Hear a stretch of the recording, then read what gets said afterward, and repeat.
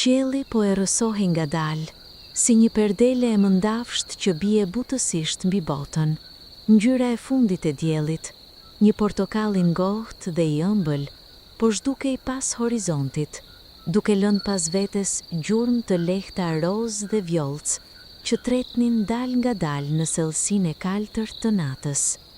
Toka merrte frym me qetësi, sikur edhe ajo vetë po përgatitej për gjumë, duke lëshuar nga gjiri i saj aromën e njomur të barit dhe të dheut të lagët nga vesa e mbrëmjes. Isha aty, i shtrirë, duke ndier si trupi yt bëhej më i rënd, më i qetë, duke u mbështetur me besim të plot mbi shtresën e butë që të mbante. Muskujt e shpatullave lëshoheshin pa e ndier vetë, qafa relaksohej dhe frymëmarrja jote bëhej pak e pak më e ngadalt, më e thellë, si valët e një deti të qetë që tërhiqen butësisht nga bregu. Diku larg, ndoshta tej malit, ndoshta tej pyllit të dendur të pishave, dëgjohej një zhurmë lehtë e erës duke kaluar në përgjethe. Ishte si një këngë pa fjalë, një melodi e lashtë që nuk kishte fillim dhe nuk kishte fund. Thjesht ndodhte dhe mbushte hapësirën me një ndjesi prehje. Gjethja tundej, pranverej e qetë dhe zëri i saj ishte si një ledhatim i butë mbi ballë. Yjet e parë po shfaqeshin, fillimisht vetëm disa, të shpërndar këtu e atje si fara të artë të hedhura me dorë të lehtë mbi kadife të zezë. Pastaj edhe të tjerë, dhe të tjerë akoma, derisa e gjithë kupola e qiellit filloi të ndizej me dritë të imtë të largët, por jashtëzakonisht të bukur. Çdo yll kishte historinë e vet, rrugtimin e vet, por të gjithë bashk formonin një mozaik të mahnitshëm që i mbulonte bota si një batanie e lehtë e ndriçuar.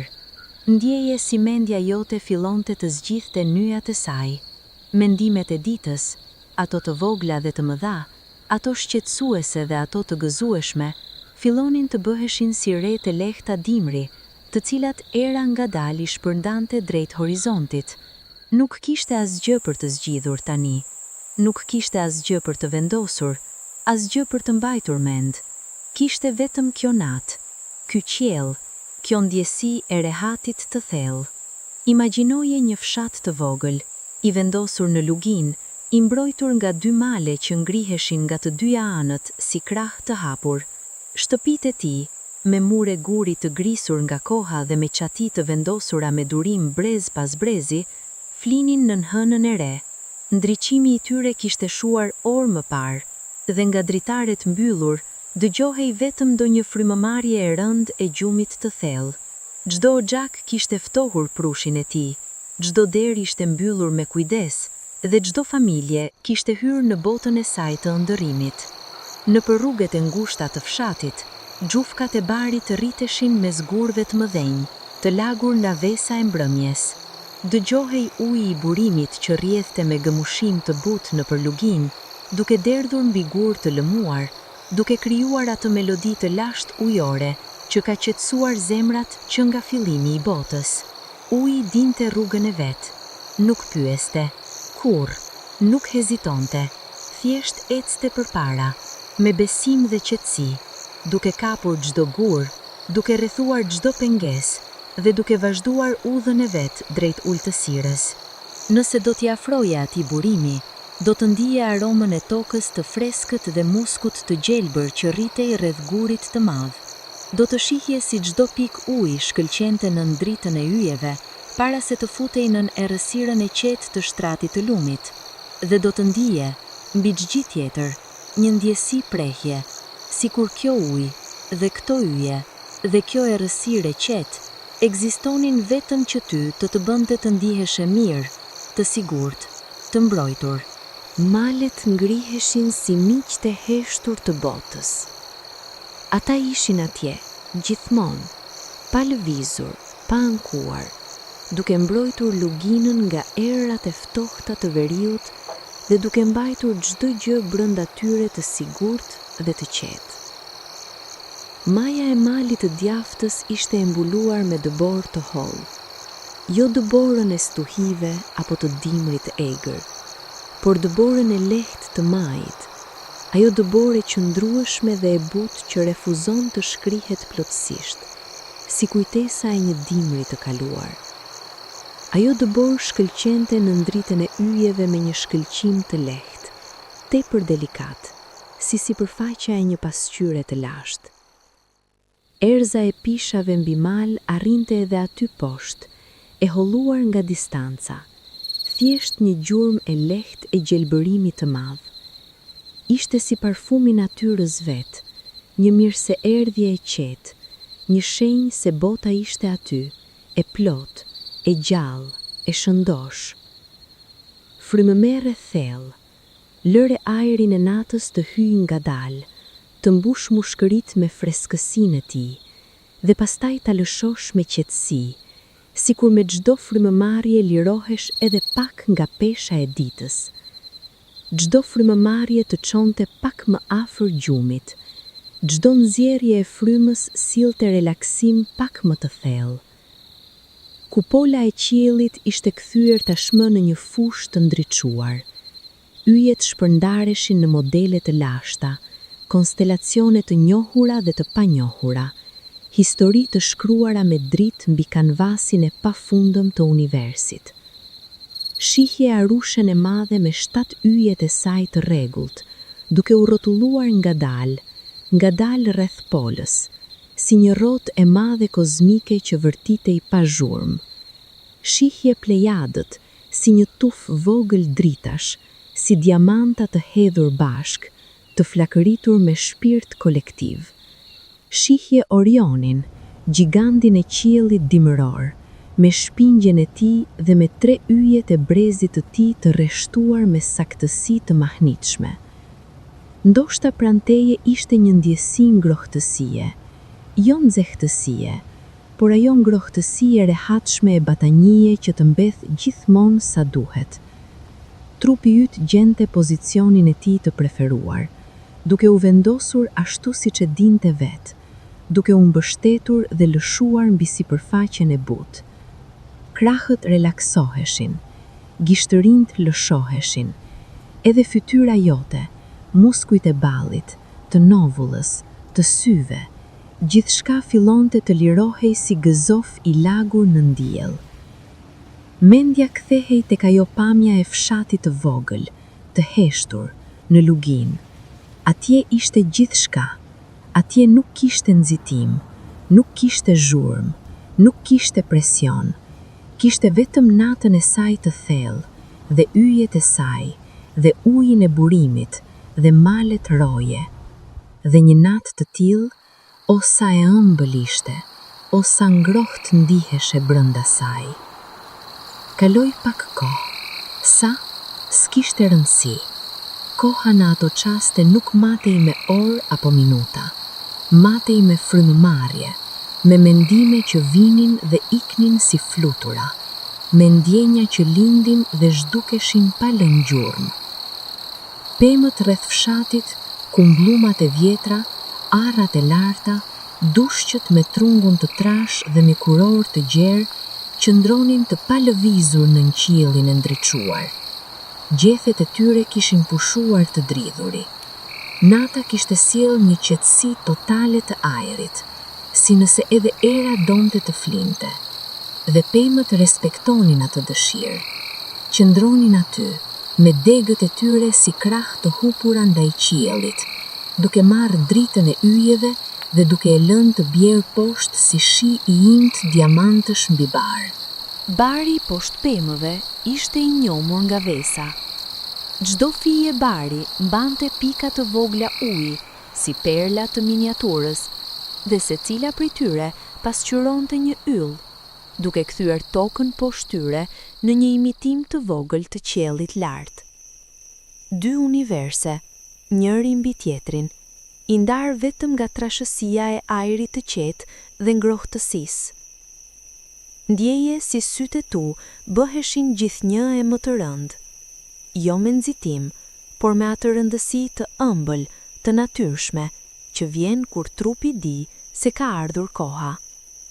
Nuk duhej të luftoje, nuk duhej të bëje asgjë tjetër, vetëm të lejoje. të lejoje natën të marrë me vete, butësisht, si uji i lumit që mbart gjethja e rënë pa nxitim, pa forcë, vetëm e rrjedh të qetë drejt qetësisë. Erëza e natës, ajo arome veçante e ajrit pas mesnate, kur bota fle dhe natyra merr frym lirisht, mbushte gjithçka. Ishte arome tokës dhe e drurve, dhe e ujit dhe e qiellit të hapur. Ishte aromë pa emër, por jashtëzakonisht e njohur, si gjë që ke ndjerë mirë herë dhe çdo herë të solli qetësi. Rruga e ngushtë e gurit kthehej dalgadal, duke ndjekur kurrizën e kodrës si fjali e gjatë e shkruar me durim. Asnjë shenjë rruge, asnjë dritë artificiale, asnjë zhurmë mekanike.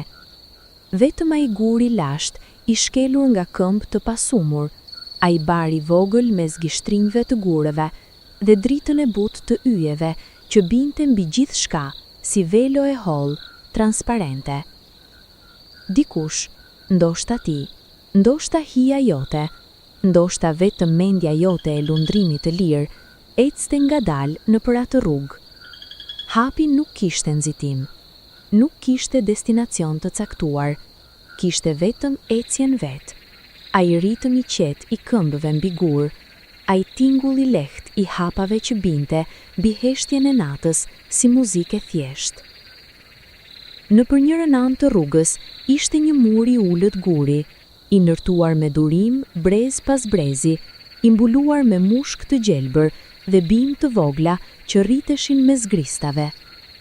Muri kishte parë shumë ditë dhe shumë net, shumë erëra dhe shumë shi, shumë njerëz që kalonin dhe shumë heshtje që mbeteshin pas tyre. Ai kishte mësuar të qëndronte aty pa ankesë, duke qenë thjesht vetja, duke mbrojtur dhe ndarë pa bujë. Andej rrugës, pas mureve, shtrihet livadhi i madh.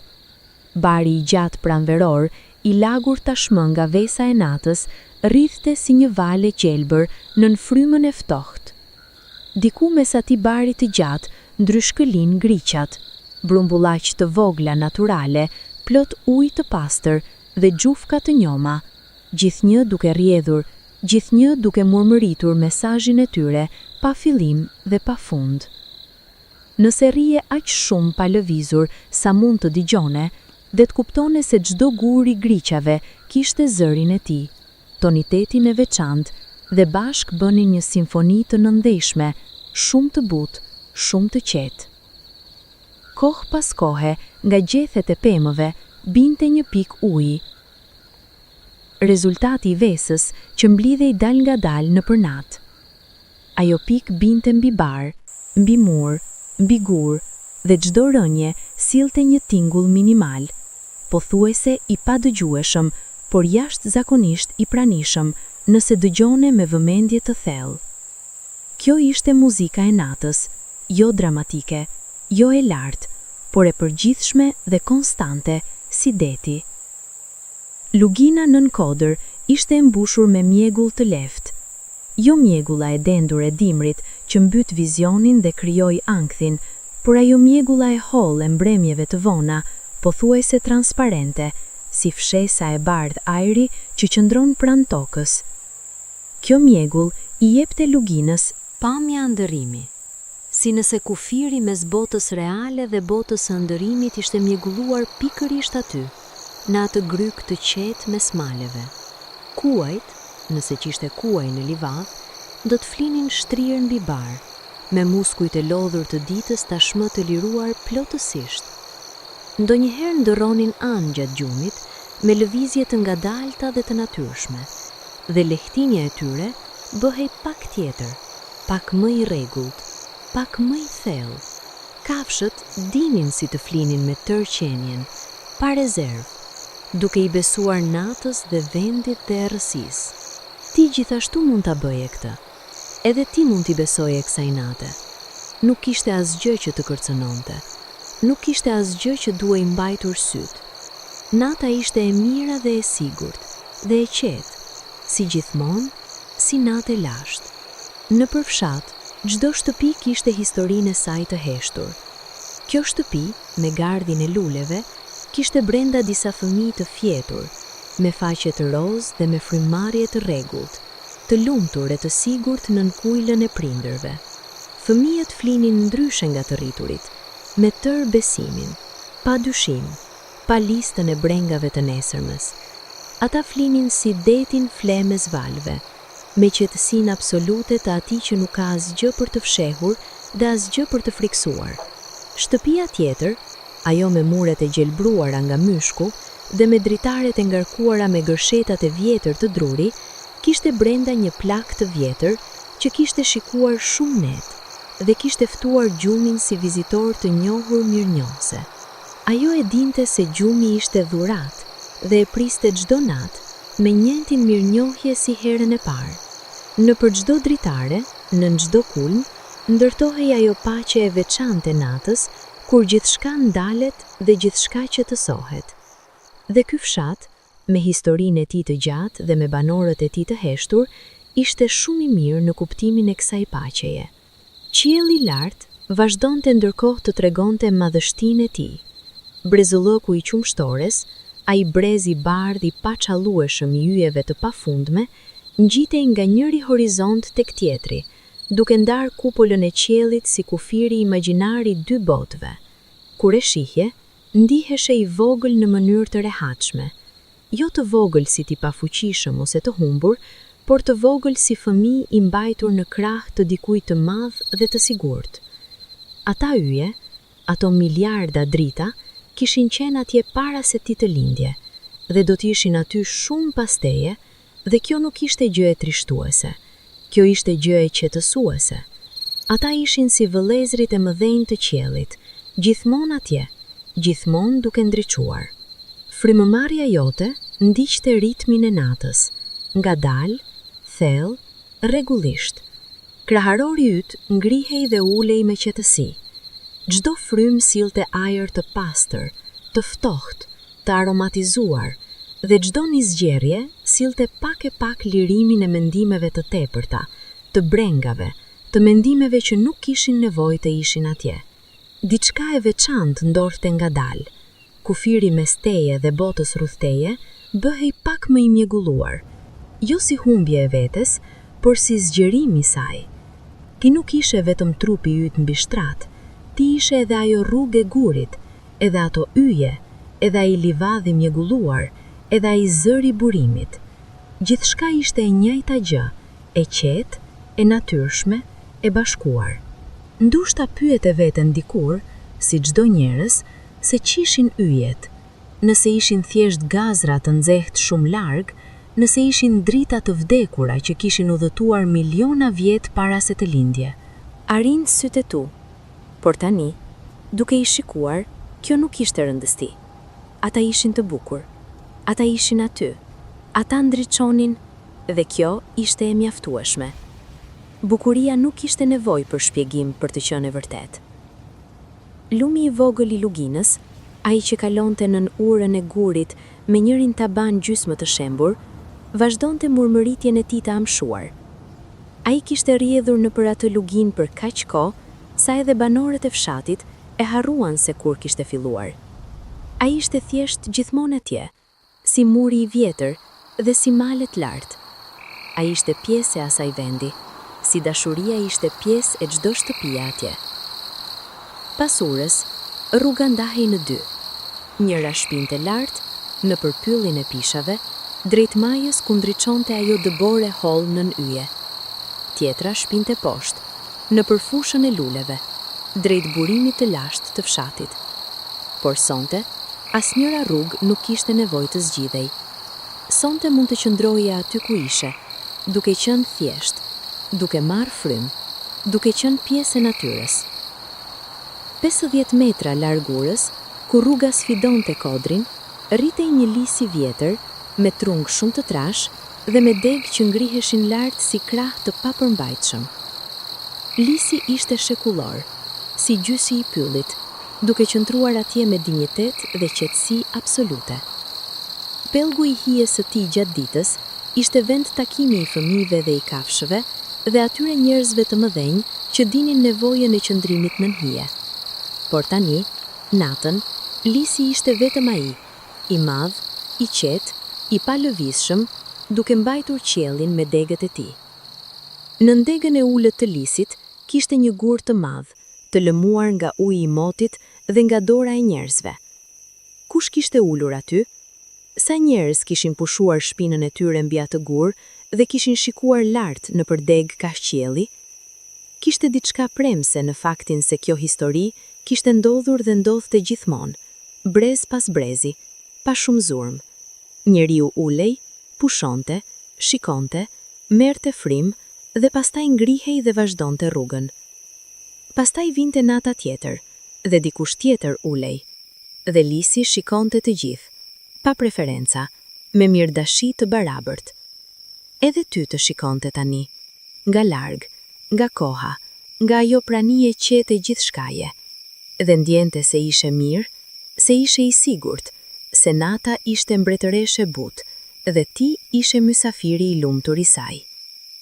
Pylli i pishave fillonte ku mbaronte fushekulli, me shpejtësinë e dakort natyrore, pa tension, pa linjë të prerë.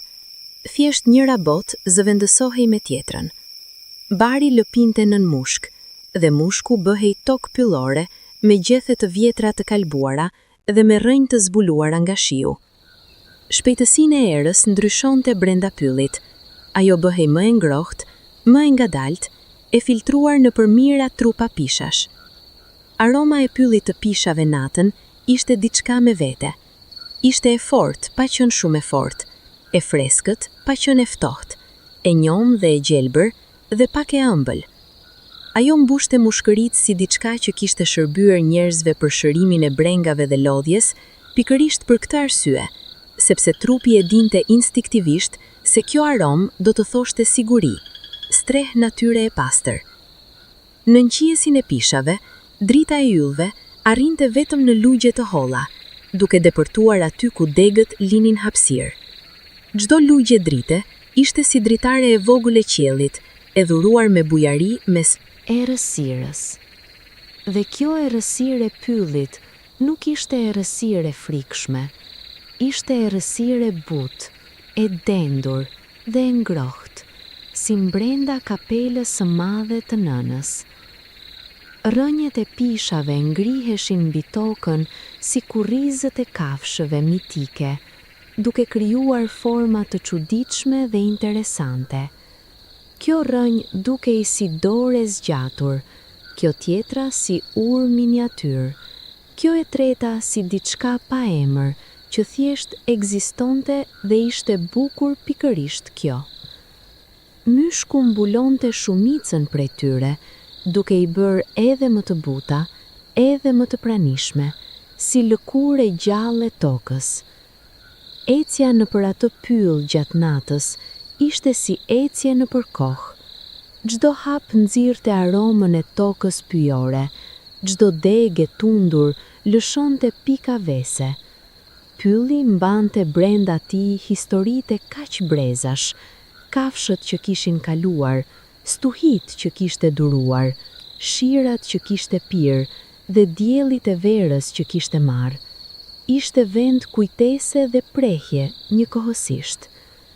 Diku mes pyllit rrinte një burim i vogël, pothuajse i fshehtë. Duhej ta dije se ishte atje për ta gjetur, sepse tingëllonte shumë qetë dhe dritën e yjeve nuk arrinte lehtë.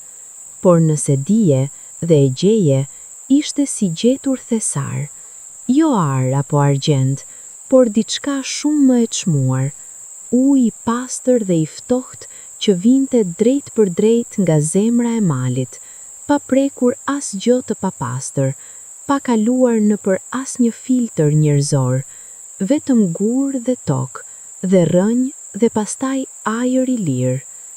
Të gjynjëzoje pranë atij burimi dhe të dëgjoje zërin e tij ishte meditimi plot. Nuk kishte nevojë për asnjë metodë apo teknik. Thjesht dëgjoje. Uji t'i mjaftonte të bënte punën e tij. Ai kishte praktikuar miliona vjet dhe e dinte saktësisht si të relaksonte. Sipër, Në përhapsirat midis majave të pishave, qielli shfaqej në copa, bluini i thellë, yjet e lëmuar, ndonjëherë edhe hëna që kalonte buzën e pyllit si roje e heshtur. Çdo copë qielli ishte tablo e plot, e mjaftueshme, e tillë që mund të humbishe veten duke shikuar vetëm atë.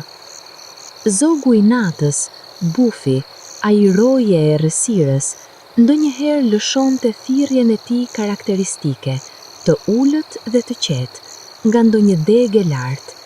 Nuk ishte thirrje e shqetësuese, ishte thirrje e njohjes, e pranisë, e thënies: jam këtu, jam mirë, gjithçka është në rregull. Dhe pas thirrjes, heshtja kthehej edhe më e thellë, edhe më e plot, si nëse thirrja kishte pasuruar heshtjen dhe jo e kishte prishur. Aftësia e pyllit për të absorbuar tingujt ishte e jashtëzakonshme.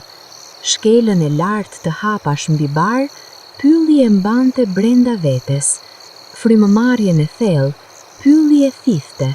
Edhe mendimet, ato të ngadalta dhe të buta, ndiheshi sikur pylli i merrte dhe i bënte pjesë të tij, sikur nuk kishte asgjë të rënd apo të mbetur pezull.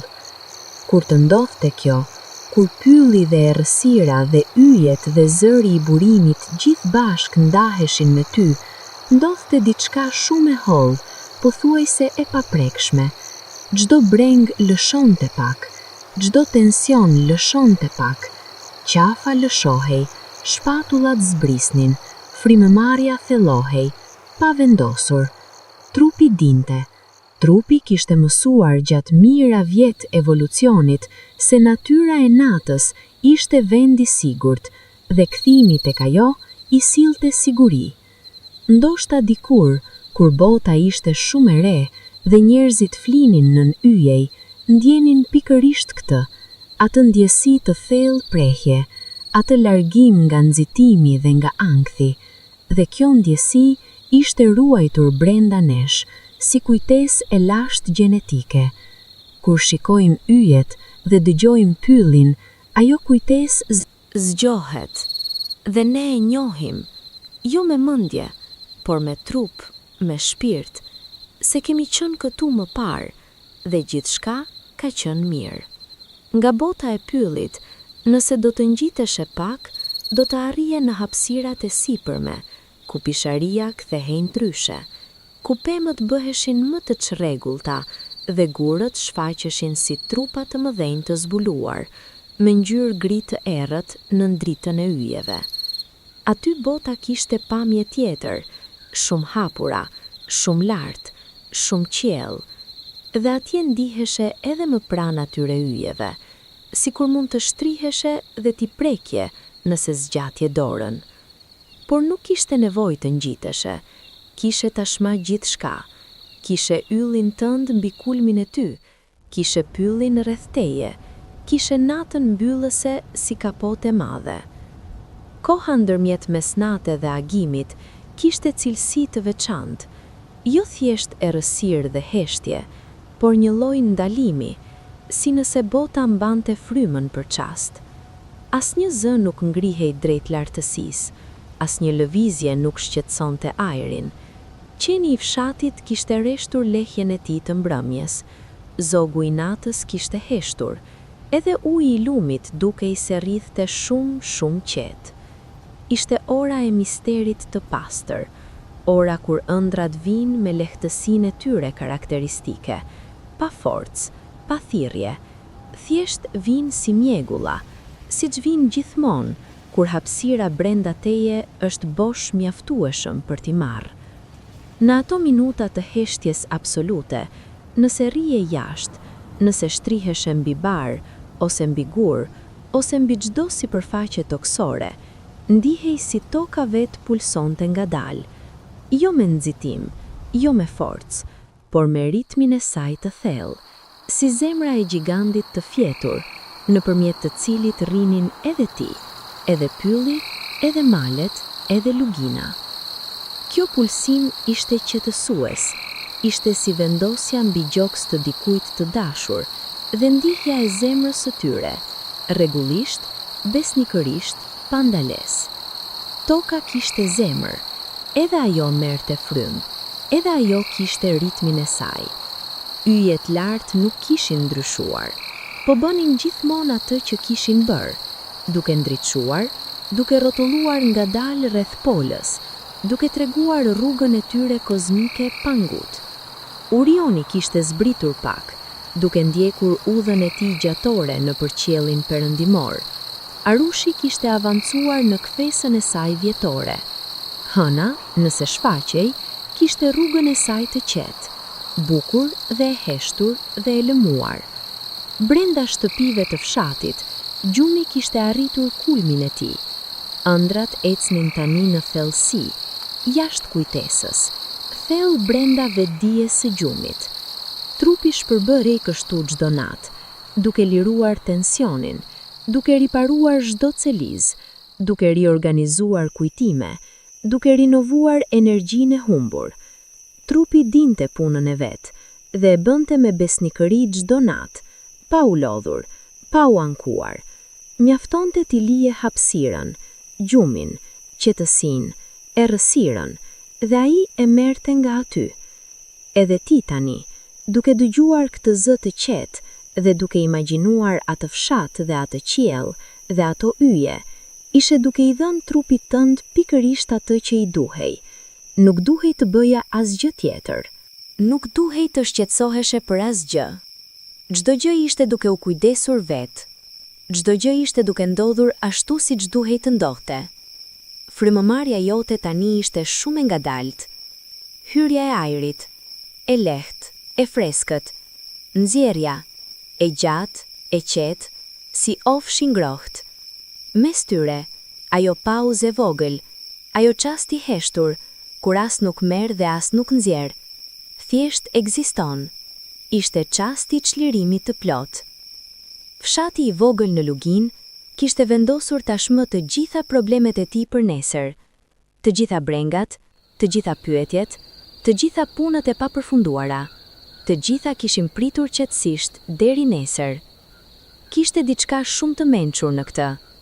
Mençuria e fshatit, që se dinte kur duhej ndaluar. Dinte se nata nuk ishte kohë e zgjidhjes, por kohë e rigjenerimit.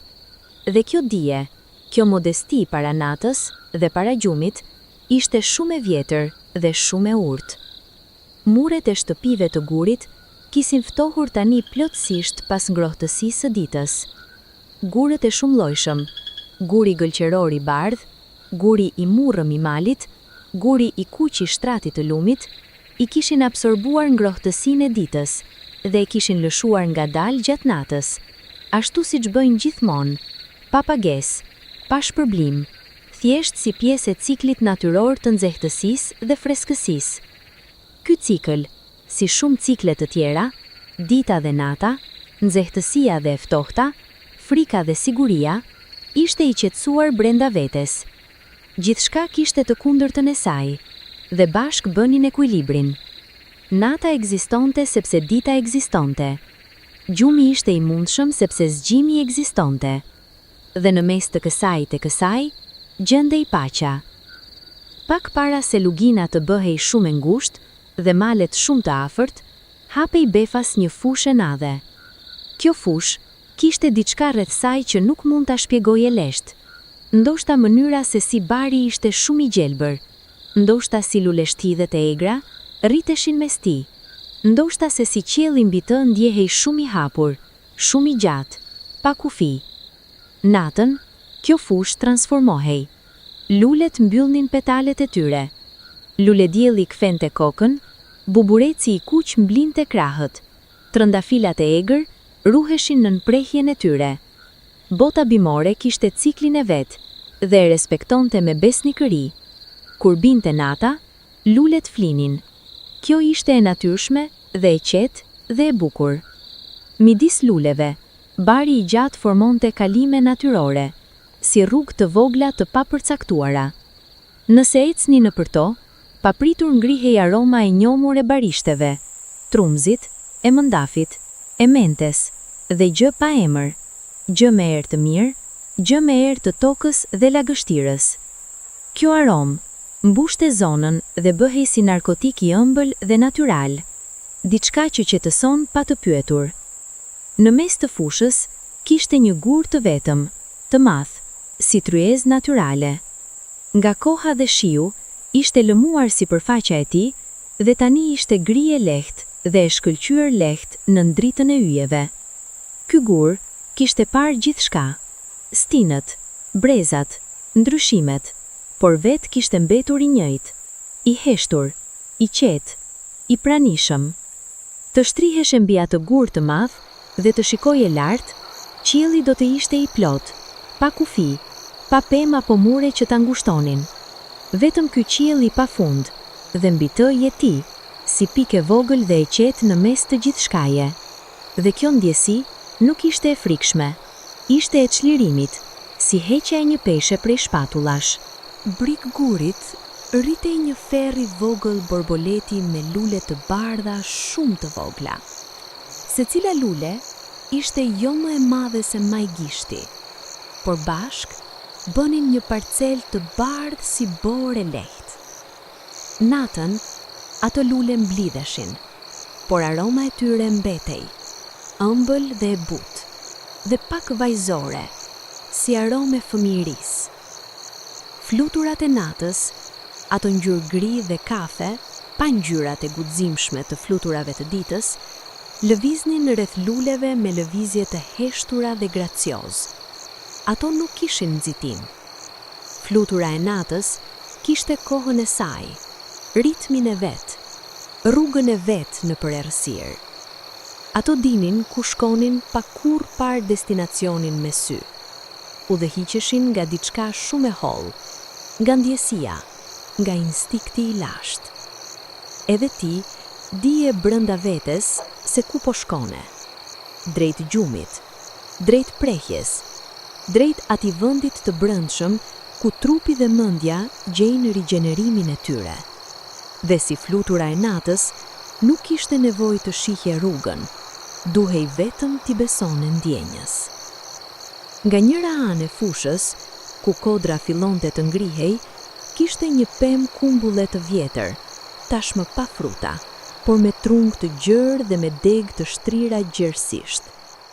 Nën atë pemë kishte hije gjatë ditës, por natën hija e saj nuk dallohej nga errësira e natës.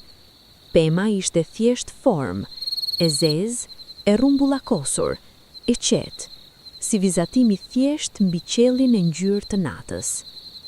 Kumbulla kishte lulëzuar pak javë më parë.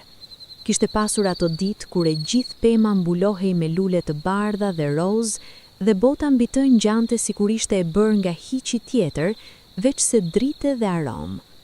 Tani, lulet kishin rënë dhe ishin duke u kthyer në humus nën pemë, duke u shqyer rrënjët, duke kompletuar ciklin.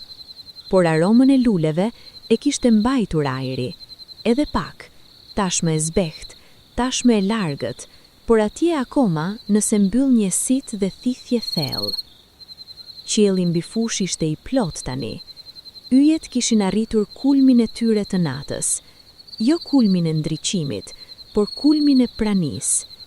Ishte ai çast kur qielli dukej edhe më i afërt se zakonisht, si nëse ata yje kishin zbritur pak, si nëse distanca kishte zvogluar vetvetiu.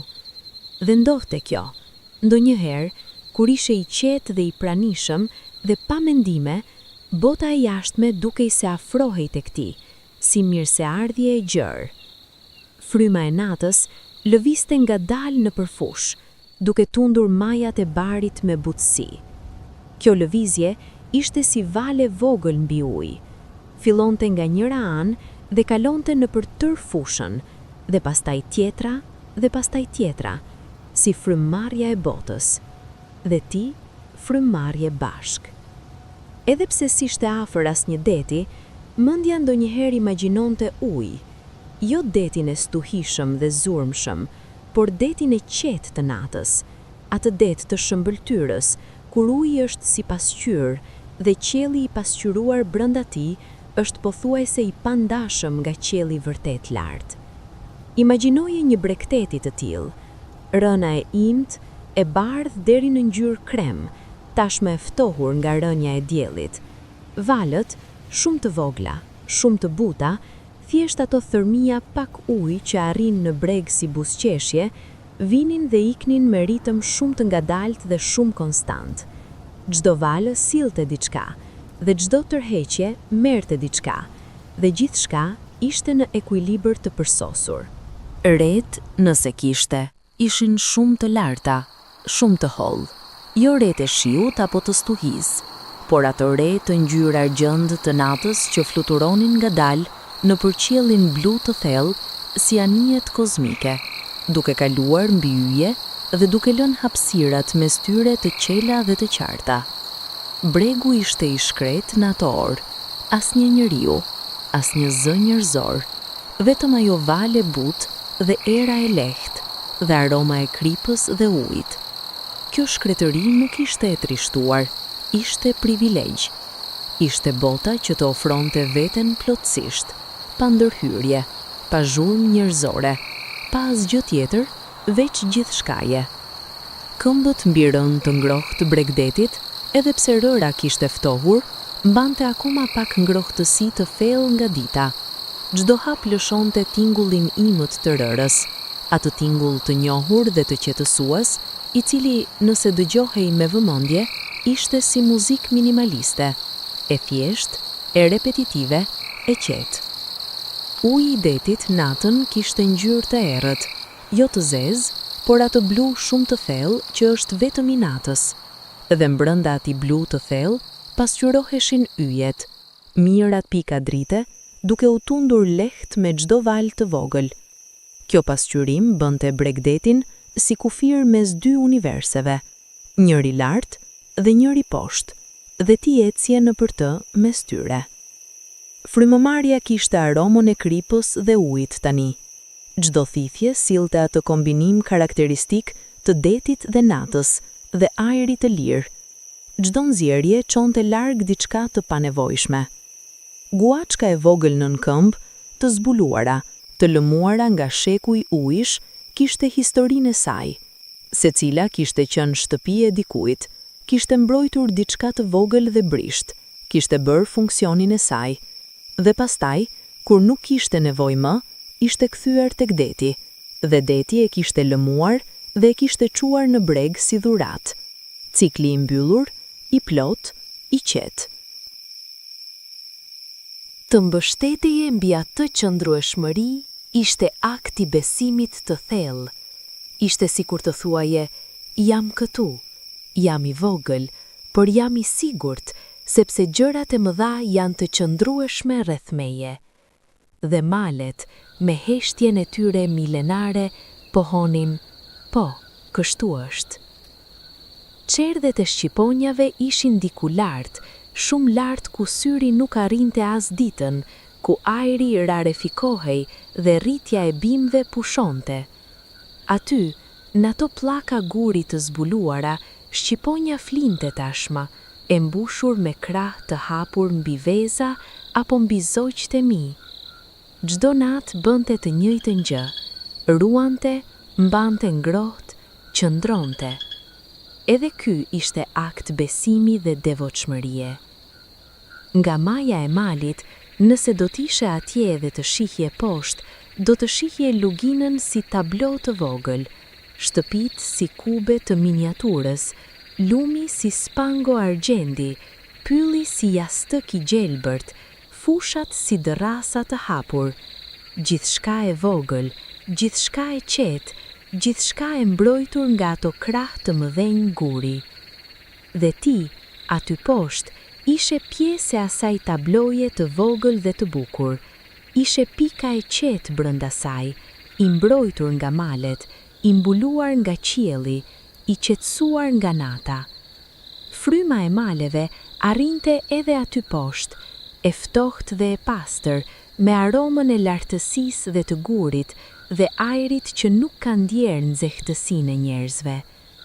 Kjo frymë hyrte në mushkëri si mik i vjetër i mirënjohur dhe mbante me vete diçka nga lartësia, diçka nga qetësia e majave, diçka nga kjo perspektive gjërë që yjet kishin gjithmonë dhe njerëzit vetëm herë-herë.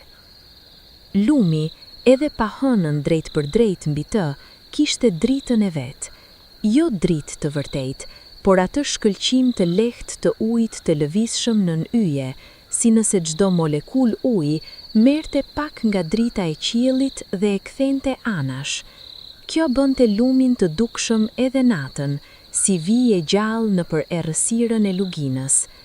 Rrjedha e tij kishte ritëm, ku uji ishte i thellë, ecte ngadalë dhe me dinjitet, ku ishte i cekët, çonte me vrull të lehtë mbi gur, duke krijuar atë zhurmë karakteristike që nuk ishte zhurmë, por muzikë, dhe ku kishte pëlgje të qetë, uji qëndronte pothuajse pa lëviz, pasqyronte qiellin dhe pemët dhe bota reflektonte brenda tij, upside down, anasjelt, po aq e bukur. Çdo gur i shtratit të lumit kishte formën e tij, i gjerë dhe i sheshtë, i ngushtë dhe i gjatë, i rumbullakosur si vezë gjiganteske, i çrregulluar dhe me cep. Çdo gur ishte unik, produkt i forcave gjeologjike të ndryshme dhe shekujve të erozionit. Dhe çdo gur kishte vendosur formën e tij në rrjedhën e ujit, duke i dhënë karakterin atij seksionit të lumit. Peshqit brenda lumit, i si kisht dhe ndoshta kisht, flinin në mënyrën e tyre, duke qëndruar pothuajse pa lëviz mes rrjedhës, duke u lëshuar nga kërënti, duke lejuar ujit i çonte pak përpara dhe pak prapa, pa u larguar shumë vendit të tyre. Gjumi i peshkut ishte gjumi pranueshëm plotësisht nga rrjedha e ujit, pa rezistencë. Edhe ti tani mund të lejohesha nga rrjedha, nuk kishte nevojë të rezistoje gjumit, nuk kishte nevojë të kontrolloje. Rrjedha e gjumit ishte si lumi, i qetë, i besueshëm, i natyrshëm. Thjesht lëshohesh dhe ajo të merr. Lulet e luleradhiqes, ato bimë të thjeshta me rrota të vogla të gjelbra, rriteshin plot rreth brigjeve të lumit. Natën mbyllin lulet e tyre dhe bëheshin thjesht yje të gjelbër të vogël të vendosur mbi bar. Por kur të vinte mëngjesi, do të hapnin sërish me besnikërinë absolute të natyrit, duke mos humbur asnjë ditë, asnjë agim, asnjë rrallë. Kjo besnikëri e botës bimore ishte diçka e mahnitshme. Luleradhiqka nuk e pyeste veten nëse duhej të hapej nesër. Nuk kishte dyshim, nuk kishte ankth. Kishte vetëm ligjin e saj të brendshëm. Ajo biologji e lashtë dhe e besueshme që thoshte: kur vjen drita, hap. Kur bie nata, mbyll. Kur vjen pranvera, lulëzo. Kur vjen vjeshta, faro. E thjesht, e qartë, e qetë. Edhe ne kishim një ligj të brendshëm të tillë. Edhe trupi ynë dinte se kur ishte koha e gjumit, dinte se kur kishte nevojë për ushqim dhe ujë, dinte se kur duhej pushuar.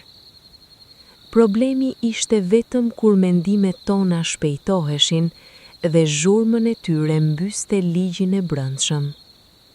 Kur zhurmën e reduktoje, kur shtriheshe kështu, kur dëgjoje natën kështu, ligjin e brendshëm kthehej, si muzika që dëgjohet sërish pasi ndalon motorri.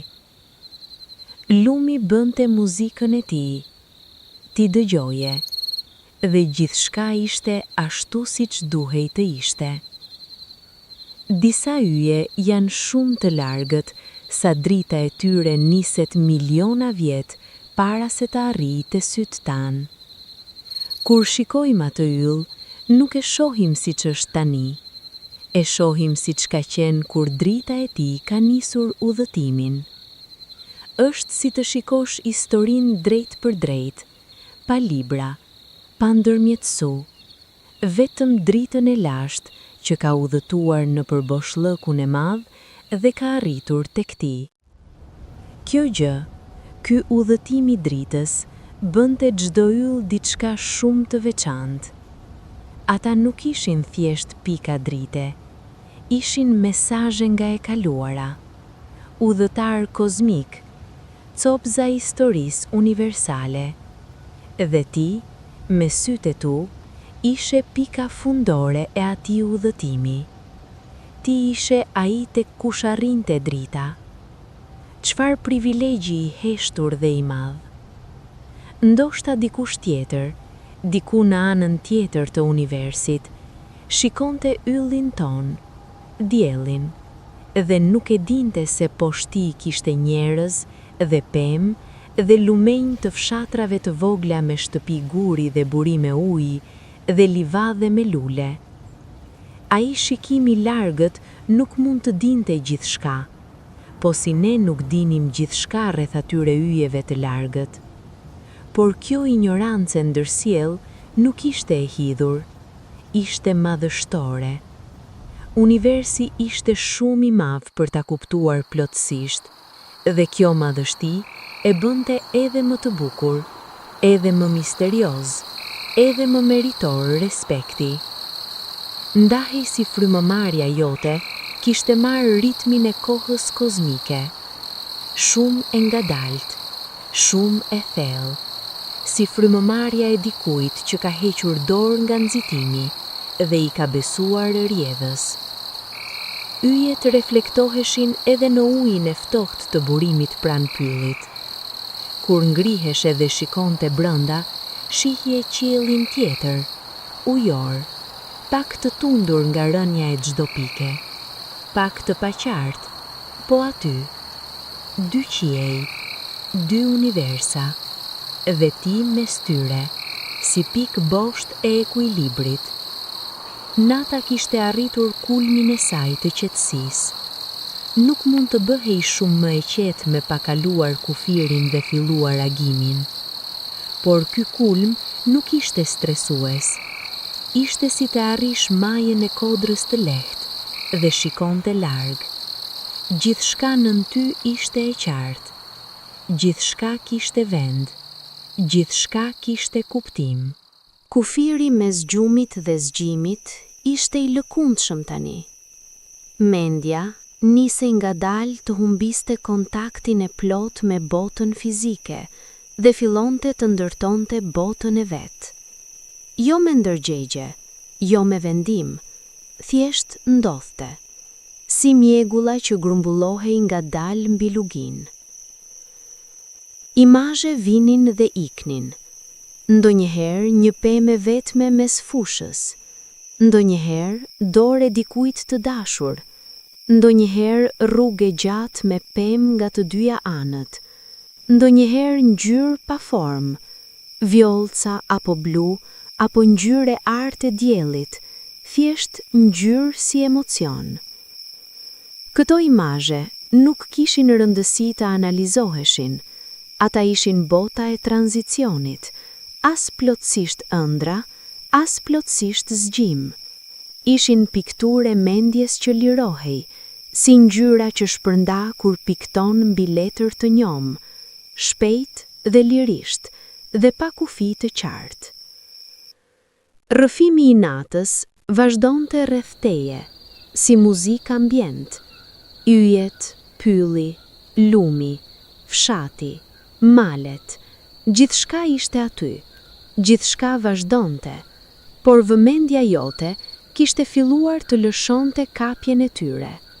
Nuk i mbyllje as nuk i largoje, thjesht po largoheshe pakës nga ato, po shkoje diku tjetër, diku brenda. Kjo ishte normale, kjo ishte e bukur, kjo ishte rruga drejt gjumit.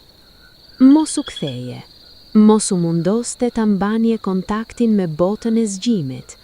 Lëre mendjen të ecë drejt, jo me nxitim, jo me forcë, vetëm drejt, si lumi drejt detit. Rruga ishte e njohur, lumi e dinte, trupi yt e dinte, gjithçka dinte, përveç ndoshta asaj pjesës së vogël dhe ankthize të mendjes që donte të kontrollonte. Por edhe ajo tani kishte filluar të qetësohej. Imagjino se ato imazhe të para të ndërrimit ishin si yjet e parë të natës. Fillimisht vetëm disa, pastaj shumë, pastaj të tëra bashk derisa mbushnin kupolën. Kështu ndërrimi ndërtohej, pak e pak, imazh pas imazhi, derisa bëhej botë plot. Dhe çfarë bote mrekullueshme ishte ajo botë? Ndërrimi kishte ligjin e vet, nuk ndiqte rregullat e fizikës, nuk respektonte kohën apo hapësirën. Mund të ishe njëkohësisht në dy vende, mund të fluturoje, mund të takoje njerëz të dashur. Bota e ndërrimit ishte zgjerimi botës reale, shtesë e saj, vendi ku mundësitë nuk kishin kufi. Pema e vjetër e arrit kishte jetën e saj. Rrënjët e saj shkonin thellë, shumë poshtë tokës, duke arritur ujin nëntoksor. Trungu i saj trash kishte absorbuar shumë verë dhe shumë dimër, dhe kishte brendi tij shenja të gjitha. Por sipërmja, e tij kishte mbetur e qetë, e lëmuar nga dora e kohës. Natën, Pema nuk bënte asgjë të dukshëm, thjesht qëndronte, por brenda saj, rrjedha e lëngjeve jetësore kishte ngadalësuar. Fotosinteza kishte ndaluar me mbajtjen e dritës. Bima pushonte, si shtazët dhe njerëzit, dhe kjo pushim ishte aq e rëndësishme sa puna e ditës. Kjo ekuilibër mes punës dhe pushimit, mes aktivitetit dhe qetësisë, ishte i gëndendur thellë në çdo gjë të gjallë. Asnjë sistem nuk mund të punonte pa u pushuar. Zemra pulsonte dhe mes dy pulsimeve kishte pauzë.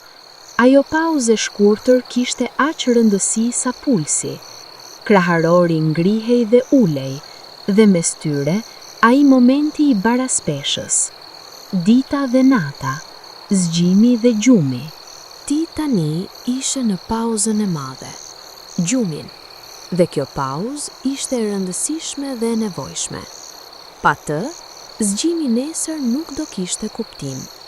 Kjo natë, kjo prehje, ishte investim i qetë dhe i dashur në ditën e nesërme. Pemët qëndronin rreth fshatit si roje të buta dhe me zemër të mirë.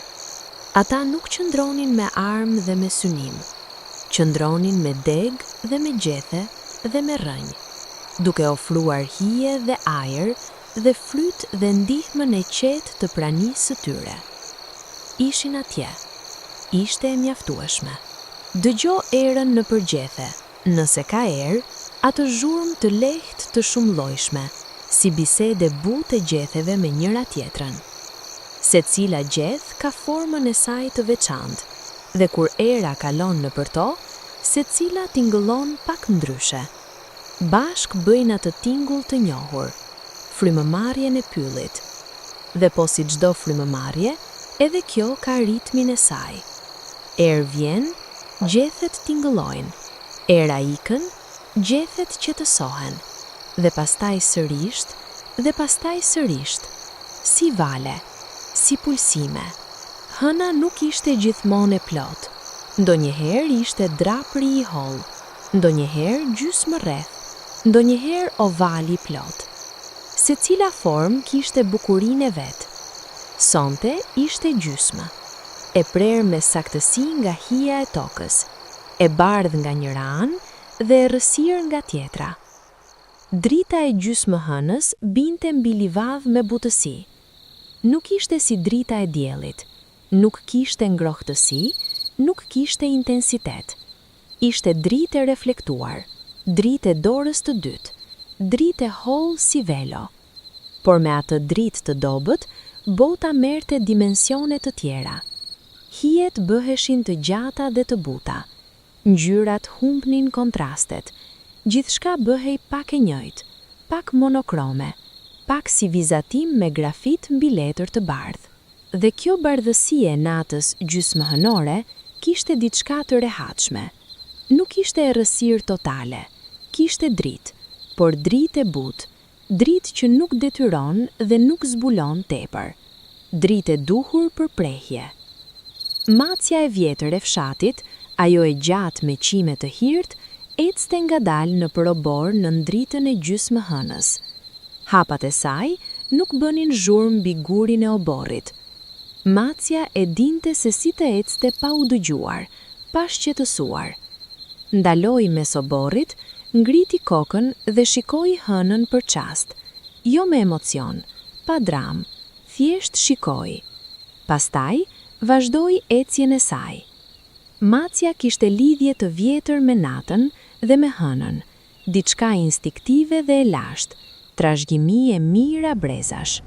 Edhe ty mund t'i kishe ky lidhje të lashtë me natën, ajo ndjenja e njohjes kur e rrësohat bota, ajo lehtësi e fshehur që vjen me qetësinë e errësirës. Nata nuk ishte kundër teje, nata ishte për ty, ishte koha jote e rigjenerimit, e pushimit, e regjistrimit të brendshëm. Kur hëna kalonte pas rreve të thilla, drita ndryshonte për çast, bëhej edhe më e difuzuar, edhe më e butë, si dritë e filtruar më ndafsh. Dhe bota poshtë saj, tashmë shumë e qetë, bëhej edhe pak më ndërrimur. Kishte diçka rreth hënës që e lidhte gjithmonë me njerëzit e hershëm. Ata brez njerëzish që nuk kishin drita artificiale dhe hëna ishte udhëzuesja e tyre natit. Ata e njihnin çdo fazë të hënës, e prisnin me padurim, e festonin kur linte e plot. Hëna ishte kalendare dhe kompas dhe orë dhe mik.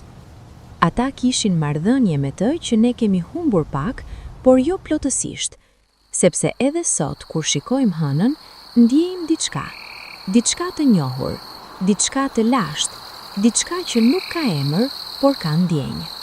Nata po kalonte me ritmin e saj. Hëna po ecte ngadalë në përqiell, duke ndjekur kurbën e saj 6 mujore.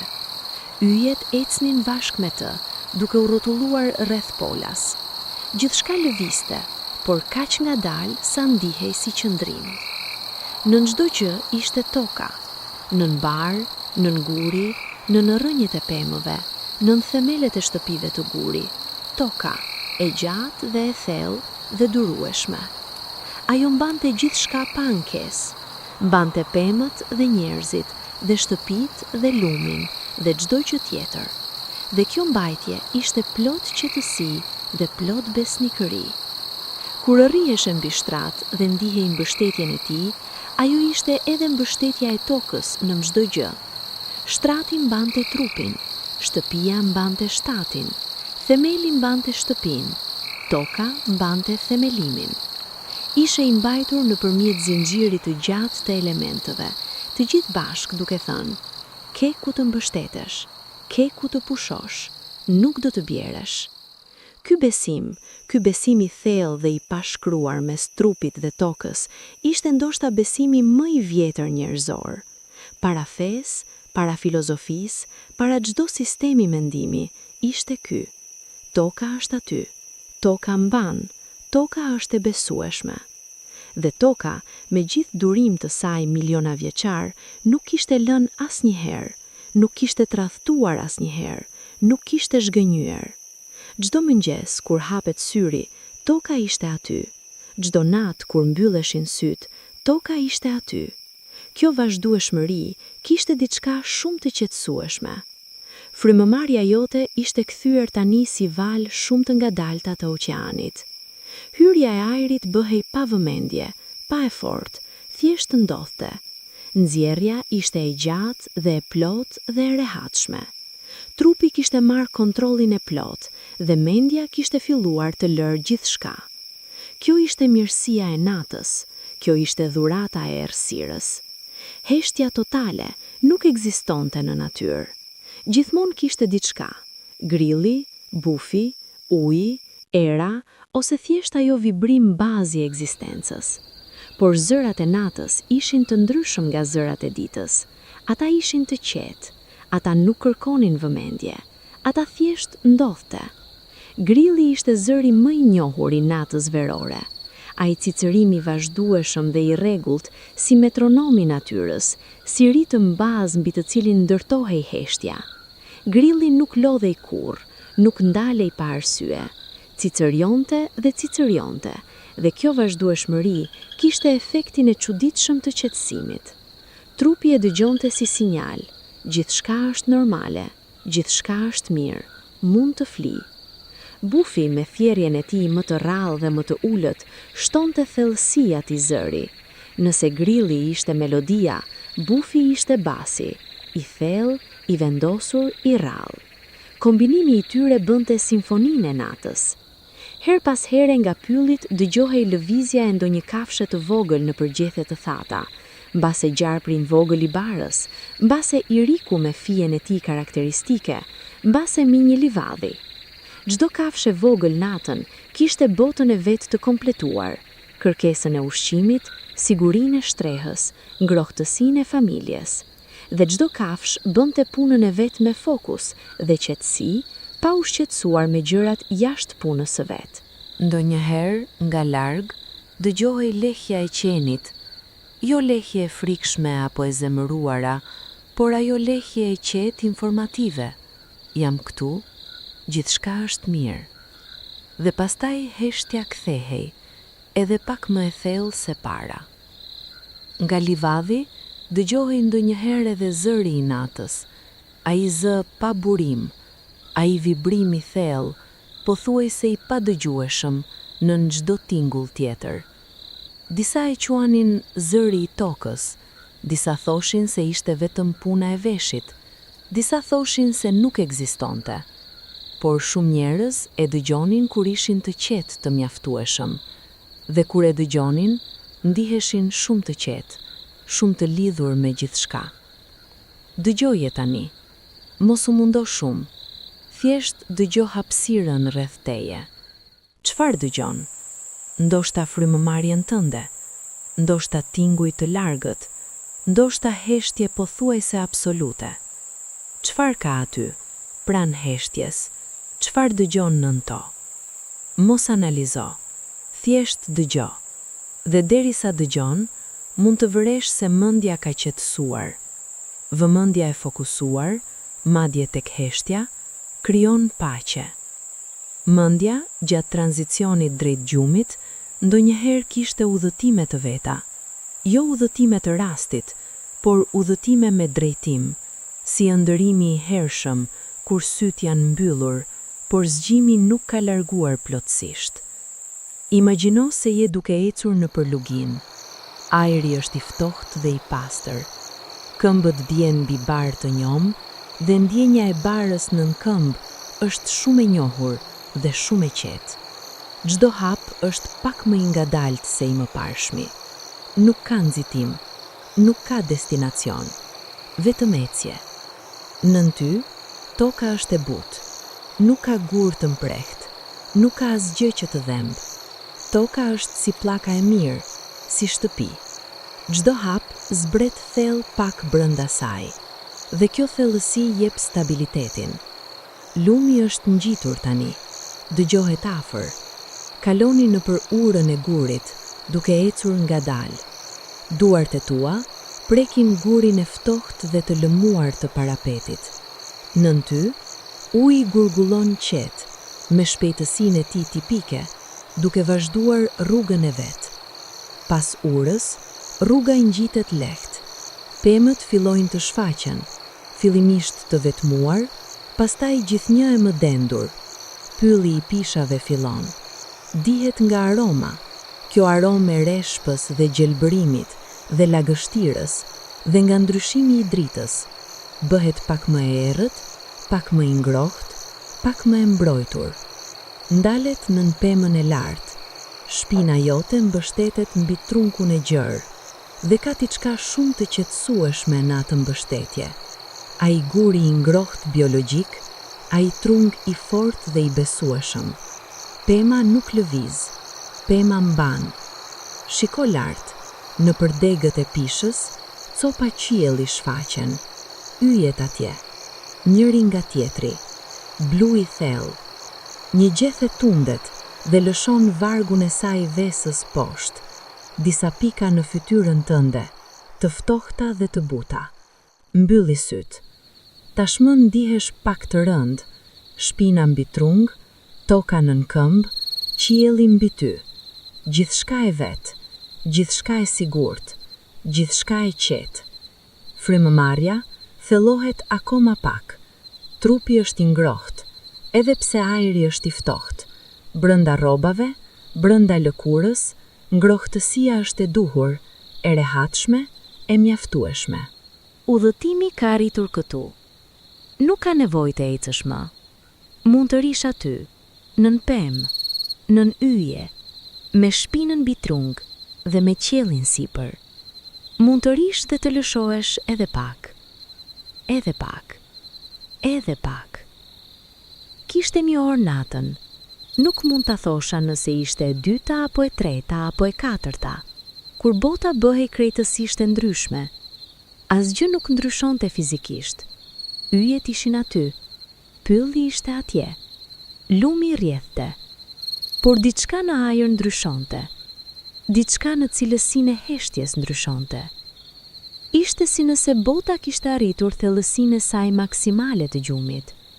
Njerëzit flinin thellë, kafshët flinin thellë. Edhe toka dukej se kishte zbritur pak, si trupi kur lëshon tensionin e fundit para gjumit të plot. Kjo orë kishte magji, kishte pastërti, kishte diçka të prerë nga gjithë kujdesat dhe zhurmat dhe nxitimet. Ishte ora kur njerëzit e lashtë thoshin se Velja ishte e hollë mes botëve, jo sepse kishte fantazma apo gjëra të frikshme, por sepse kuptimi ishte i lehtë të vinte, sepse brendësia ishte aksesueshme, sepse ndihesh shumë pranë gjërave thelbësore. Ëndrat më të thella vinin në këtë orë, ëndrat që mbeteshin pas gjimit, jo detajet, por ndjesia. Ëndrat me ngjyrë dhe muzikë, dhe ndjesia kë fluturave dhe takimeve, dhe vendeve shumë të njohura por të panjohura. Ëndrat që ndonjëherë linin gjurmën e tyre gjatë gjithë ditës. Por para atyre ëndrave të thella, vinte nata e mesme me qetësinë e saj absolute. Dhe kjo qetësi kishte vlerën e saj, jo si kalim drejt ëndrave, por si gjendje e vlefshme vetë. Trupat flinin, zemrat punonin pa pushim, me ritmin e besnikërisë, absolute. Mushkërit hapeshin dhe mbylleshin, truri punonin, konsolidonte kujtimet, pastronte toksinat, organizonte informacionin e ditës, riparonte çdo gjë që kishte nevojë riparimi. Kjo punë e heshtur e gjumit ishte mes punëve më të rëndësishme të ditës, por bëhej pa asnjë vëmendje, pa asnjë angazhim ndërgjegjësor. Trupi dinte si të kujdesej për veten. Mjaftonte t'i jep një hapësirën.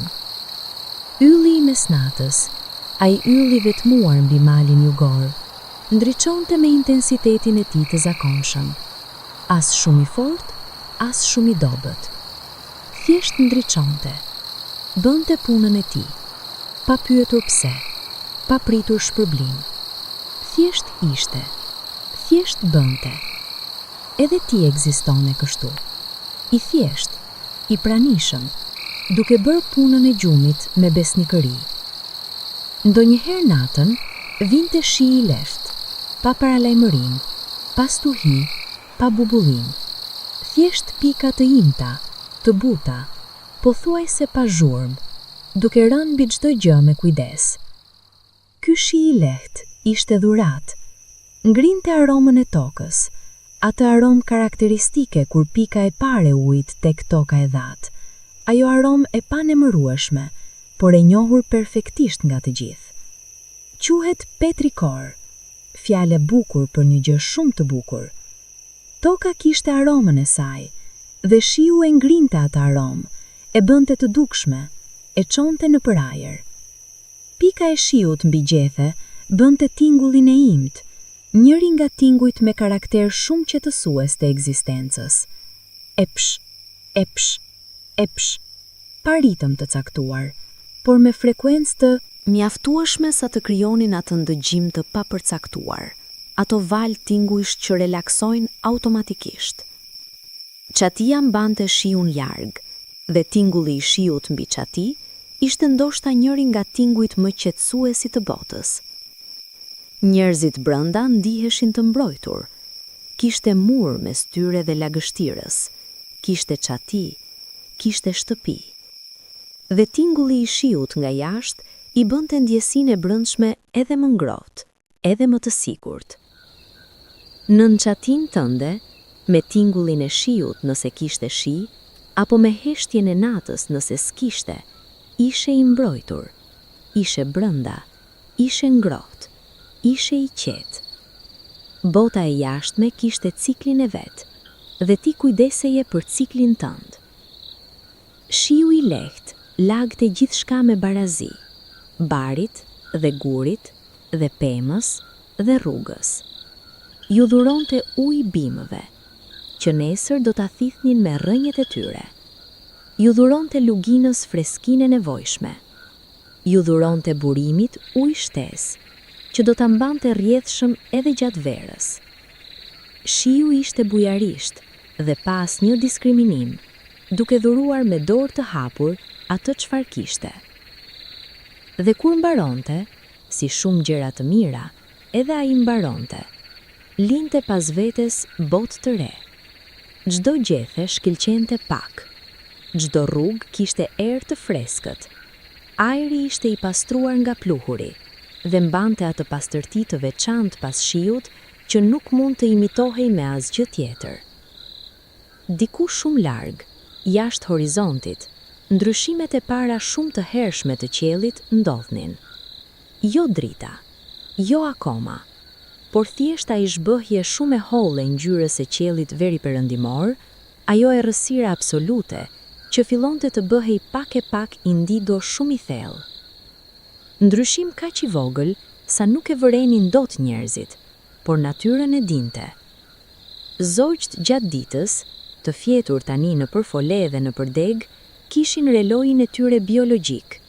Ata do ta ndjenin atë ndryshim shumë para se të vërej syri njerëzor, dhe shumë para agimit të dukshëm, ndonjë nga ta do të këndonte thirrjen e parë. Jo sepse kishte ardhur dita, por si përgatitje, si salutimi i parë i dritës që po vinte nga shumë larg. Por kjo nuk ishte kohë tani. Agimi ishte akoma larg. Nata kishte akoma shumë gjatësi dhurat. Shumë minuta prehje, shumë thellësi ëndre, shumë hapësirë qetësie. Yjet ndriçonin ende me intensitetin e plot të mesnatës. Malet qëndronin. Lumi rrjedhte. Pylli flinte. Fshati flinte. Gjithçka ishte aty. Gjithçka ishte mirë. Dhe ti, brenda gjithë kësaj paqeje, ishe duke u lëshuar pak e pak, si litar i mbajtur me kujdes dhe lëshuar ngadalë, si anija e ndar nga doku duke rrëshqitur but mbi ujë, si mendja që lë dorën e fundit të zgjimit dhe nuk kthehet. Qielli ishte det. Kjo nuk ishte metaforë, ishte ndjesi. Kur shikoni lart me sy gjysmë të mbyllur dhe me trupin të rënd nga relaksi, qielli dukej jo si sipërfaqe mbi ju, por si thellësi rreth jush.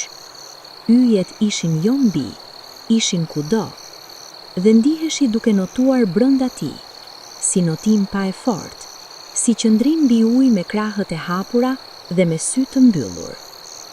Ky notim kozmik nuk kishte drejtim, nuk ishe duke shkuar askund, po qëndronje, po pushonje brenda gjithë kësaj madhështie. Dhe madhështia nuk të shtynte, nuk të bënte të ndiheshe i imët në mënyrë të keqe, përkundrazi, të bënte të ndiheshe pjesë e saj. Edhe ti ishe yll, dikujt tjetër shumë larg. Planetët gjithashtu ishin aty nëse i dije. Venusi, ndonjëherë i dukshëm si ylli i parë i mbrëmjes apo i fundit i mëngjesit, kishte dritën e tij pak të ndryshme nga yjet, pak më e qëndrueshme, pak më e fortë, pa ato shkriptima karakteristike të yjeve. Jupiteri ngjyra e tij pak e verdhët, Marsi me ngjyrën e tij shumë të lehtë të çuditshme. Çdo planet kishte karakterin e vet. Por pavarësisht ngjyrave dhe pozicioneve, ata të gjithë ishin bashkëfqinj të qiellit, fëmijët të njëjtit diell, duke ndjekur orbitën e tyre me besnikëri, duke mos lëshuar rrugën e tyre për miliona vjet. Ky besnikëri ndaj rrugës, pa ndryshim, pa devijim, me saktësi matematikore, kishte diçka madhështore. Dhe ne, si ata planete, kishim rrugën tonë. Kishim natën tonë të pushimit dhe ditën tonë të aktivitetit. Kishim ciklin tonë. Dhe kur e ndiqnim atë cikël, kur flenim kur duhej të flenim dhe zgjoheshim kur duhej të zgjoheshim, gjithçka funksiononte. Brenda shtëpive, ëndrat kishin arritur thellësinë maksimale. Çdo banor i fshatit ishte tani shumë larg zgjimit, shpirtërisht në botë të tjera, duke udhëtuar në përhapësirat e brendshme të mendjes. Fëmijët ndërruan gjëra të lumtura, lodra që vinin vet, nënën duke qeshur, lumin ku notojnë. Ëndrat e fëmijëve kishin ngjyra të ndezura dhe zhurma të gëzuara dhe emocion të pastër. Pleqt ndërruan gjëra të qeta, fytyra të dashura, toka e familjare, stinë të kaluara, ngrohtësia e shtëpisë. Ëndrat e pleqjve kishin thellësi dhe butësi, dhe diçka si mirënjohje. Të rinjt ndërruan gjëra të guximshme, udhëtime, horizonte të reja, pamje nga lartësi, takime emocionante. Ëndrat e të rinjve kishin hap dhe shpresë dhe mundësi. Të gjithë ishin aty, duke fle, duke ndërruar, duke u rigjeneruar. Dhe fshatit i njëjtë kishte shërbyer kjo funksion prej kohësh. Ofrimin e strehës, ngrohtësisë, qetësisë, sigurimit, mundësinë e gjumit të mirë dhe ndërrimit të lirë. Ishte e mjaftueshme. Ishte shumë e mjaftueshme. Ishte shumë. Si lumi i alasht që rrjedh në përvëlin pa pyetur dhe pa ndeluar, edhe koha e natës rrjedhte. Çdo minutë kalonte butë, duke lënë vend tjetrës, duke mos lënë gjurmë. Nata nuk kishte urgjencat e ditës. Nata kishte vetëm rrjedhën e vet të qetë. Trupi yt kishte bërë punën e parë të gjumit. Kishte lëshuar tension muskulor, kishte ngadalësuar zemrën, kishte ulur temperaturën bazë, kishte ngadalësuar frymëmarrjen.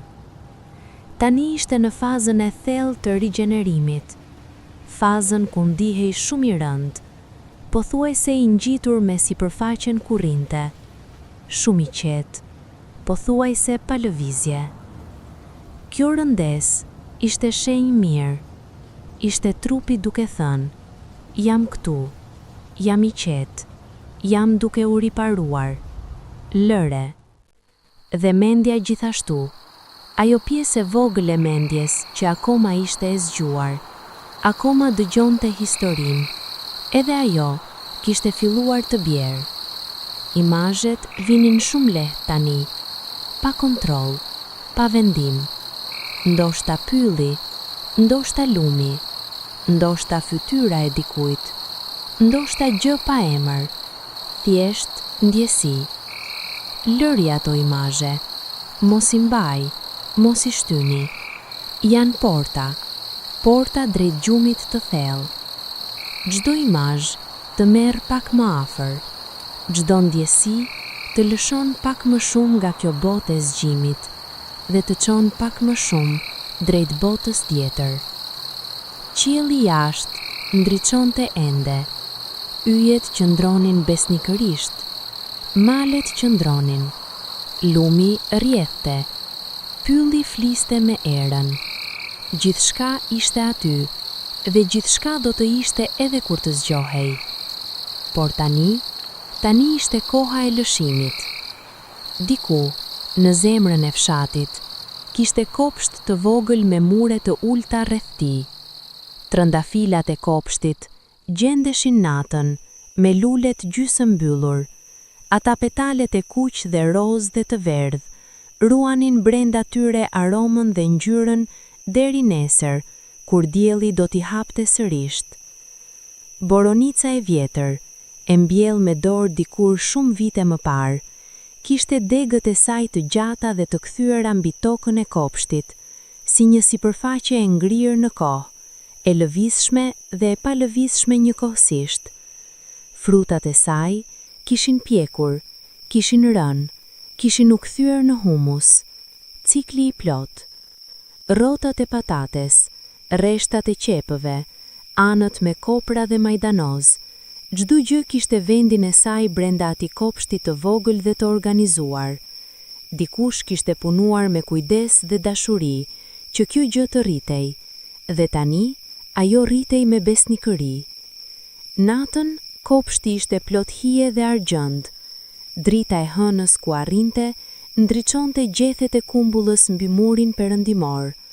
Ato gjethe shumë të vogla dhe shumë të ndritshme, çdo gjeth si pasqyrë miniaturizuar. Dhe heshtja e kopshtit kishte diçka shumë private rreth saj, si hapësirë e mbrojtur, si vend të qetësisë absolute. Aroma e kopshtit natën ishte e ndryshme nga dita. Aroma e tokës dominonte, tokës ushqyese dhe të punuar, me dheun e njom dhe myskun në përskajet. Mbi të, pak aromë të trëndafilave, shumë e hollë, shumë e larguar, por aty. Dhe her pas here, nëse era lëviste, aroma e koprave, e fort, e freskët dhe e gjelbërt. Ky kopsht kishte çdo gjë, kishte ushqim dhe aromat dhe bukuri dhe histori dhe punë dhe prehti. Ishte botë e vogël dhe e plot. Gjumi vinte me val. Kjo e dinte çdo kush që e kishte vërejtur. Jo i vazhdueshëm, por me val, si deti. Ndonjëherë ndihej afër, shumë afër, dhe pastaj diçka ndodhte. Mendimi kalimthi, tingull i vogël, lëvizje e lehtë dhe vala tërhiqej, duke të lënë pak me zgjuar. Por kjo nuk ishte rregull gati apo dëshpërim. Vala tjetër vinte, gjithmonë vinte, dhe çdo herë ishte pak më e thellë se e mëparshmja, pak më e plot, pak më e qetë. Ishe tani pas ose 2 valve, ose 3. S'kishte rëndësi sa. Kishte rëndësi vetëm se vala tjetër po vinte. Dhe kjo herë, ndoshta, do të ishte ajo. Ajo vala e madhe e qetë, që të merrte me vete plotësisht. Pa kthim deri mëngjesit. Ajo vala po ngrihej tani. Ndjeje si mendja bëhej gradualisht pak më e mjegulluar. Kufiri mes kujtimeve dhe imagjinatës bëhej pak më i lëkundshëm. Imazhet vinin pa u thirrur. Ndjesia e trupa po largohej pak. Jo sepse trupa po largohej, por sepse vëmendja po largohej nga trupi dhe po shkonde diku tjetër. Ky largim nuk ishte i frikshëm. Ishte i ëmbël. Ishte si heqja e rrobave të rënda pas dite të lodhshme. Gjë e lehtë, gjë e mirëpritur, gjë e natyrshme. Ylli i fundit i natës, ose ndoshta i pari i agimit të hershëm, ndriçonte mbi malin jugor. Ai ylli vetmuar, i ndriçuar, besnik. Edhe ti ishe kaq, i qetë, i pranishëm, besnik ndaj natës tënde. Lëshohuni plotësisht. Bota ishte mirë. Gjithçka ishte mirë. Nata mbante gjithçka. Ti mund të lëshoheshe. Në përëndrën e parë, shfaqej një urë e bardhë mbi lum. Jo urën e gurit të fshatit, por urë tjetër, të re dhe të ndriçuar, si bërë nga material të papërcaktuar, diçka mes guri dhe dritës. Mbi ur nuk kishte asnjë. Poshtë saj, lumi rrjedhte si zakonisht, me murmëritjen e tij konstante. Ecje drejt urës pa vendosur ta kaloje. Thjesht u afrue. Hapat binin pas zhurmë mbi sipërfaqe të urës. Shumë të butë, shumë të lehta. Dora jote preku parapeti, i ftohtë dhe i lëmuar dhe i qetë nën gishta. Nga ura, shihej lumi në të dyja drejtimet, nga erdhi dhe ku shkon. Nga njëra anë mali i errët, nga tjetra lugina e hapur. E djafta ose e majta, s'kishte rëndësi sonte. Sonte ishe mbi urë, mes. Kjo pozicion mes shtrirë, mes gjumit dhe zgjimit, mes ditës dhe natës, mes historisë dhe ëndërimit, kishte diçka shumë specifike rreth saj. Jo ankangth, jo paqëndrueshmëri, diçka si ekuilibër i dinamik, si ai moment kur lodra e ekuilibrit qëndron plotësisht horizontal. Nga ura, qielli ishte i gjatë nga të gjitha anët. Yjet shfaqeshin si kopi e tyre brenda lumit. Dy universe, njëri mbi tjetrin, urë mes tyre. Kjo ishte vendi i prehis. Kjo urë, kjo ekuilibër, kjo mes. Natyra natën kishte aromë të veçantë. Mund të thuej me saktësi se ora e natës ndikonte aromën po aq sa stina apo vendi. Ora e parë e natës mbajtur akoma ngrohtësinë e ditës dhe aromën e diellit mbi gjethe dhe tokë. Mesnata kishte aromën e vesës dhe të myshkut dhe të tokës me lagështi të freskët. Orët e para të mëngjesit kishin aromën e pastrimit, si botë e rifreskuar, e gatshme për ditë të re. Tani, në orën ku ishe, aroma ishte e mesnatës. Tokë e lagur, myshk i gjelbërt, ajër i pastër, pak aromë pisha nga larg, pak ngrohtësi bimore nga gjethe e mbledhura. Kjo aromë ishte si firmë e kësaj ore, identiteti i saj i padukshëm, por plotësisht i prezentit. Nëse do ta mbyllnje sytë dhe do të sillnje vetëm aromën, do të dije saktësisht ku ishe dhe çfarë ore ishte. Trupi e dinte, pas një analizë, duke njohur me instinkt. Kjo njohje pa fjalë, kjo inteligjencë sensoriale, ishte nga llojet më të vjetër dhe më të besueshme të inteligjencës njerëzore. Dëgjoji gjithashtu tingujt e aroma, jo me mendje, vetëm me shqisa. Thith pak ajër të natës, ndje erën, dëgjo heshtjen, ndje shtresën nën ty. Çdo shqis të lidhte me tani, me këtë moment të veçantë, kjo çast unik i ekzistencës. Nuk kishte moment tjetër si ky. Nuk kishte kopje, nuk kishte sërisht, kishte vetëm ky. Edhe ky çast ishte i qetë, dhe i mirë dhe i sigurt. Para gjumit të plot, ndodhte ndonjëherë një zgjim i fundit, jo zgjim real, por një moment i shkurtër kur vetdia kthehej për çast, si njeriu që kalon në përdhom tjetër dhe pastaj i kujtohet se haron diçka. Ndalej, shikonte prapa dhe pastaj kujtonte. Nuk harroi asgjë. Gjithçka ishte mirë. Mund të vazhdonte. Kjo kthim i shkurtër i vetdijes ndodhte sepse mendja donte të sigurohej, si roi i mirë para se të linte postin, Bënte raundin e fundit. Çdo gjë ishte e sigurt. Çdo gjë ishte mirë. Mund ta linte. Edhe kur sigurohej, linte me lehtësi. Bëj edhe ti atë raund të fundit. Kontrollo me qetësi, jo me ankth, thjesht me vëmendje.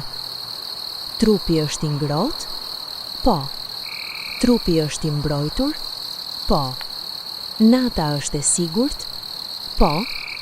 Gjithçka mund të pres deri nesër? Po. Ke gjithçka që të nevojitet tani? Po. Raundi i fundit i bërë. Gjithçka ishte mirë. Mund të lëshoheshe. Ylli i fundit që shikove para se sytë të mbylleshin përfundimisht, aty ndriçonte akoma, besnik dhe i qetë.